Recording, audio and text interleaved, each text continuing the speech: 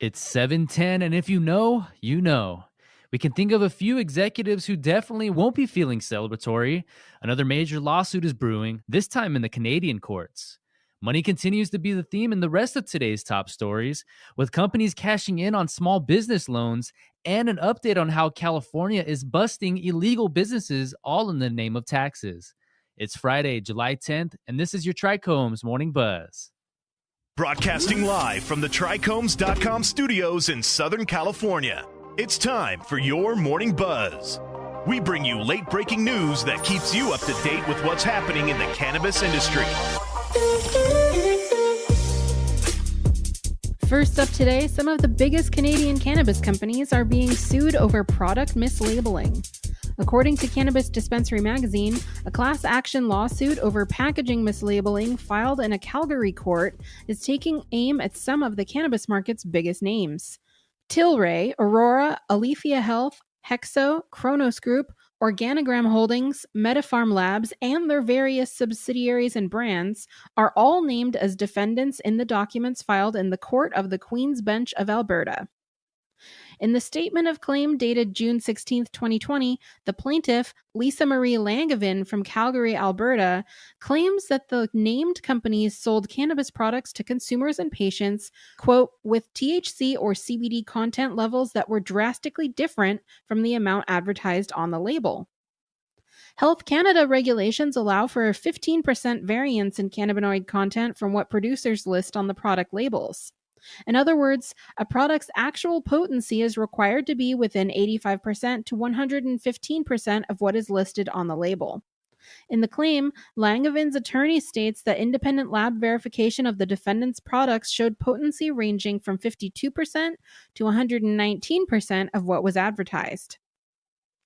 In the filing, the plaintiff claims that the defendants misled consumers as to the potency of their products and did not ensure that packaging properly stored said products, citing a study done on American cannabis products stored in plastic containers, leaching cannabinoids into the plastic. Langevin is seeking damages of $500 million on behalf of the class, including $5 million in punitive damages against each of the defendants. Next, looks like a handful of cannabis-related companies received coronavirus stimulus money. According to MJ Biz Daily, roughly a half dozen companies with ties to the cannabis industry received $3.5 million to $8.7 million from the federal government's Paycheck Protection Program, designed to help small businesses keep workers employed during the COVID-19 pandemic.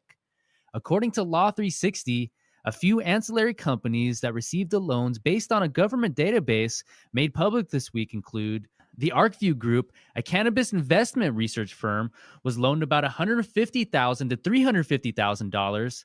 Canna, a consulting firm doing business as Canna Advisors, was loaned $150,000 to $350,000. And Hemp Temps, a hemp and cannabis staffing agency, was loaned $350,000 to $1 million. Whether cannabis companies are eligible for loans under the program, signed into law March 27th, has been somewhat unclear.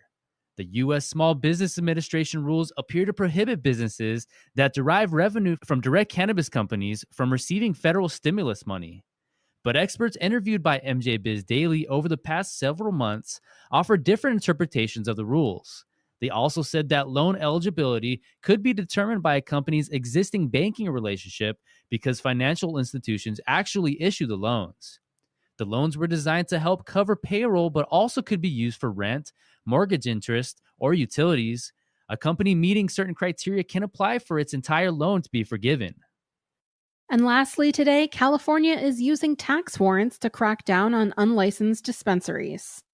Ganjapreneur reports the California Department of Tax and Fee Administration is using tax warrants in cannabis enforcement, announcing on Wednesday that it initiated actions against 12 illegal retailers in Los Angeles and San Bernardino counties. The warrants are more commonly known as liens. The agency said it had seized nearly $1 million in illicit cannabis products, along with $100,000 in cash, during a crackdown in conjunction with the California Highway Patrol. The cash will be applied to tax liabilities. CDTFA Director Nick Maduros called the interagency collaboration an important deterrent to tax evasion. The agency did not name the targets of the enforcement action, but said violators are subject to fines and possibly jail time. After regulatory costs, cannabis taxes are utilized for childcare for low-income families, cannabis research, public safety grants, and environmental remediation for lands harmed by illegal cannabis grown. And that was today's Buzz. Thanks for listening. For more cannabis news and insights from industry professionals, visit trichomes.com. And don't forget to subscribe to the podcast and leave a review. It really helps others find the show. You can also keep up with Trichomes on all social media platforms and the Trichomes YouTube channel. For trichomes.com, I'm Allison Ben-Yehuda. And I'm David Fortin. Have a safe weekend and see you again on Monday.